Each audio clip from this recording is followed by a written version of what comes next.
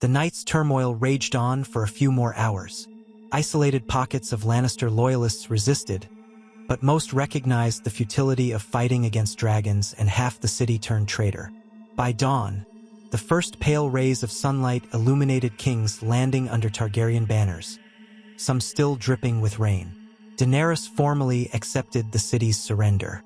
She proclaimed herself rightful queen of the Seven Kingdoms in the throne room, flanked by the Unsullied, Oberyn, Tyrion, and, in a gesture of unity, Oberyn Sand and several Dornish knights. Tywin Lannister was taken into custody, as was Cersei, pending a trial or negotiation of their fates. Tommen, trembling and clutching Ser Pounce in his arms, was placed under Daenerys' protection.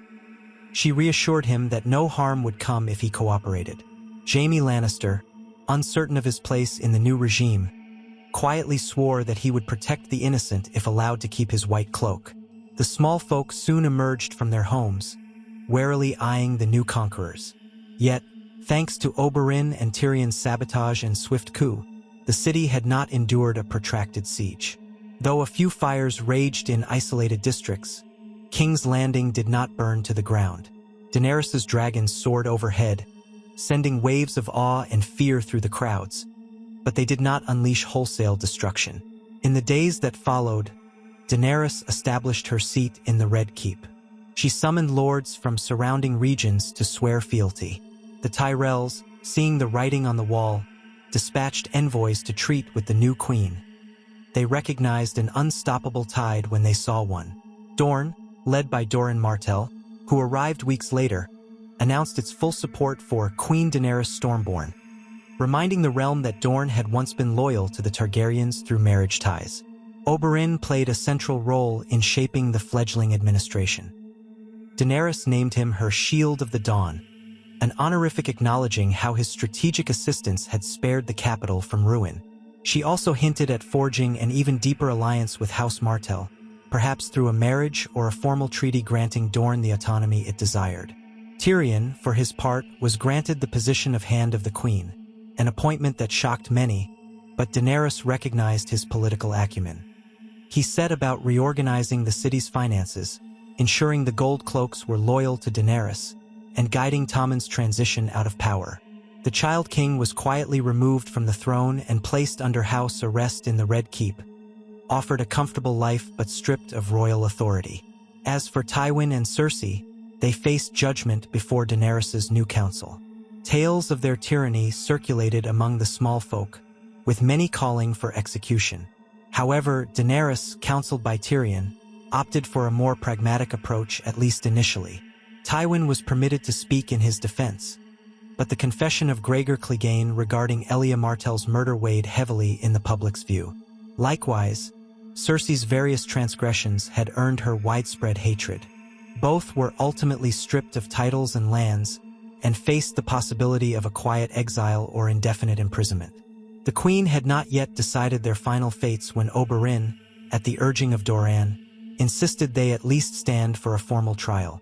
That process would unfold in the weeks to come. In the aftermath of victory, King's Landing buzzed with an uneasy sense of relief and dread. Daenerys' dragons were a daily sight, patrolling the skies. The city's people wondered if a new dawn had truly come, or if war would only continue. Oberyn Martell walked the battered streets, recalling the day he had first arrived to champion Tyrion in trial by combat. He had not imagined how drastically things would change, nor that he would one day stand side by side with a Targaryen queen who might bring genuine reform. He thought of Elia, felt the pang of her memory, and yet also sensed the fulfillment of her legacy. The Targaryen name was not wholly corrupt. Daenerys had proven capable of mercy, wisdom, and resolve. Perhaps, in time, the realm would heal from the horrors inflicted by the Lannisters' greed. Oberyn also recognized that the transition would not be without peril. The North remained an open question. The Iron Islands might use the chaos to raid further. The Faith militant, emboldened by the city's turmoil, might resist the new queen's rule. And Daenerys herself was still forging her identity as a monarch. Yet for the first time in years, Oberyn felt a cautious hope. He had avenged Elia, toppling the mountain, and now he had helped overthrow the family who had shielded Gregor all these years. One evening, Daenerys summoned Oberyn to a small terrace overlooking the city. Flames from torchlit streets flickered below, while the dark silhouettes of the dragons soared across the moonlit sky. She wore a simple gown of black and red, her posture regal but tinged with exhaustion. When Oberyn joined her, she favored him with a faint smile. "I wanted to thank you, Prince Oberyn," Daenerys said, voice soft. "Without your network in King's Landing, without Tyrion's counsel, this would have been far bloodier. Many lives were spared." Oberyn inclined his head. "It was a gamble worth taking. The realm needs a queen who stands for more than her own power." Daenerys studied his face. "I know House Martell has every right to resent the Targaryen name after what happened to your sister. I hope my actions prove that I am not my father, nor even my brother Rhaegar. I want a Westeros where such injustices never repeat." A flicker of old pain crossed Oberyn's features. Then he gave a small nod. Elia believed in the better nature of House Targaryen. Rhaegar, for all his flaws, cared for her in his own way. "If you are to be queen, I will hold you to that vision, Daenerys Stormborn." She nodded, solemn. "And I will hold you to your promise to help me build a new realm. One that doesn't rest on the swords of the few, but on justice for the many." They spoke a while longer, the crackle of distant fires and the hush of night enveloping them. When Oberyn returned to his quarters, Ellaria was waiting, relief etched on her face. She could sense that the city's fury was ebbing, replaced by a cautious optimism. Perhaps they had finally emerged from the shadow of Lannister dominance. In the following days and weeks, Daenerys solidified her rule. She introduced reforms in the city, reducing certain taxes, meeting with representatives of the small folk, even opening the Red Keep's granaries to the hungry. Tyrion tackled the monumental task of rebalancing the crown's debts, negotiating with the Iron Bank under the Queen's name. The Tyrells recognized Daenerys' legitimacy and sent wagons of food to feed King's Landing, hoping to secure favor. The lords of the Crownlands, though wary, had little choice but to accept the new queen. For House Martell, the victory represented both a triumph and a new challenge. Doran Martell arrived, met with Daenerys personally, and reached a formal agreement guaranteeing Dorne's rights and acknowledging Oberyn's services to the crown. Word spread across the realm that the Martells, once hesitant about the Iron Throne, were now among the Queen's staunchest supporters. Old resentments remained in corners of the city, but public sentiment largely swung behind Daenerys, especially among those who had suffered under the Lannisters. Yet not all was settled. News came that the North was in turmoil with Jon Snow, some said a resurrected Stark loyalist, battling the undead beyond the Wall. The Iron Islands threatened raids unless Daenerys recognized their independence. The seeds of further conflict loomed, even as King's Landing tried to catch its breath. But Oberyn Martell, wearing the title Shield of the Dawn, and serving as one of Daenerys' closest advisors, stood ready. He had come a long way from the moment he stepped into the fighting pit against Gregor Clegane.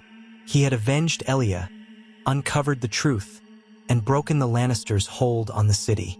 Now, with Tyrion Lannister's partnership and Daenerys Targaryen's ascent, a new chapter in Westeros had begun.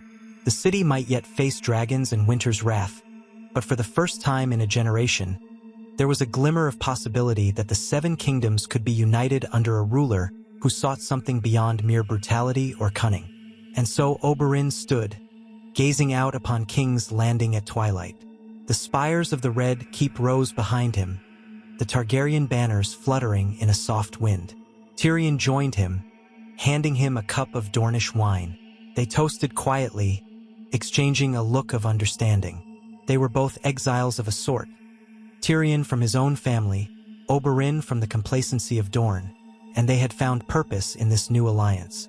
Far across the sea, or so it seemed, the memories of Robert's rebellion and the tragedies that had befallen Elia Martell had at last come full circle. A Targaryen reigned once more in King's Landing, and a Martell stood at her side.